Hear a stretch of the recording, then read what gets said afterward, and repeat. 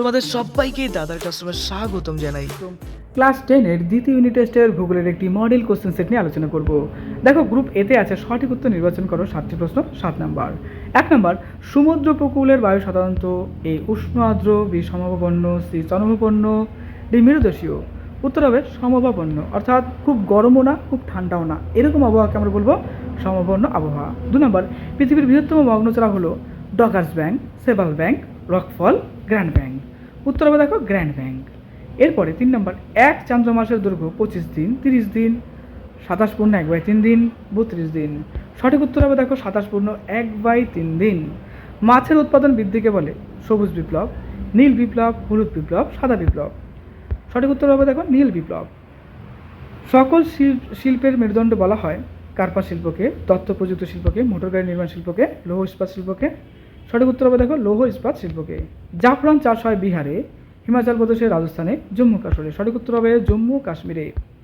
Next, উত্তর ভারতের Manchester বলা হয় কানপুরকে, দিল্লিকে, সিমলাকে, চণ্ডীগড়কে। উত্তর হবে দেখো কানপুরকে। গ্রুপ বি এর প্রশ্ন।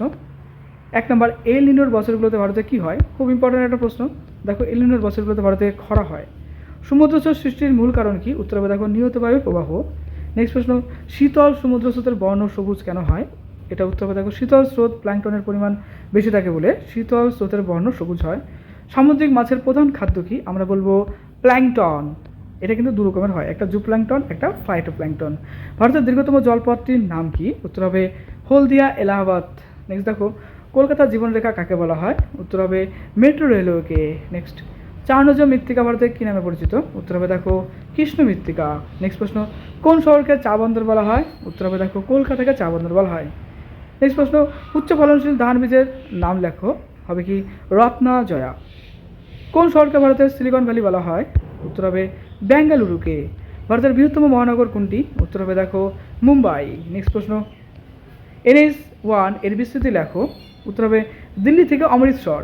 নেক্সট গ্রুপ সি এর এই প্রশ্নগুলো one of the most important প্রশ্নের মধ্যে পড়ে, অবশ্যই বই থেকে বের করে ভালো করে পড়ে নেবে। ওকে, দেখো 1 নম্বর, বিভিন্ন প্রকার বৃষ্টিপাতের শ্রেণীবিন্যাস করো। পার্থক্য লিখো, মুখ্য জোয়ার, গৌণ জোয়ার। 3 নম্বর, মুখ্য জোয়ার কাকে বলে, ভরা কোটাল বলতে কী বোঝো? তারপরে ভারতের নগরায়নের প্রধান 3টি সমস্যা লেখো। One of the most important প্রশ্ন।